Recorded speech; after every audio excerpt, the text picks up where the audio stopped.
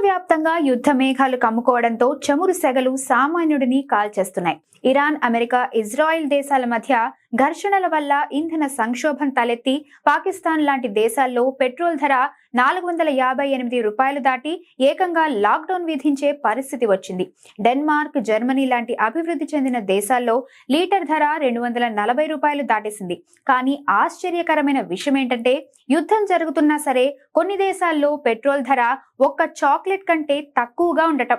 అవును, ప్రపంచంలోనే అత్యంత చౌకగా ఇరాన్లో లీటర్ పెట్రోల్ కేవలం ₹2.69కే లభిస్తోంది. అలాగే వెనిజులాలో కూడా కేవలం ₹2.70కే లీటర్ పెట్రోల్ కొనుక్కోవచ్చు.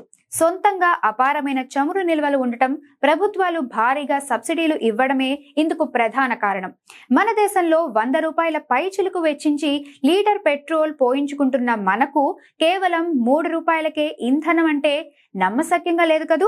ఒకవైపు ప్రపంచమంతా చమురు కోసం అల్లాడుతుంటే, ఈ దేశాల్లో మాత్రం పెట్రోల్ నీళ్ల ధర కంటే చౌకగా దొరకడం గమనార్హం.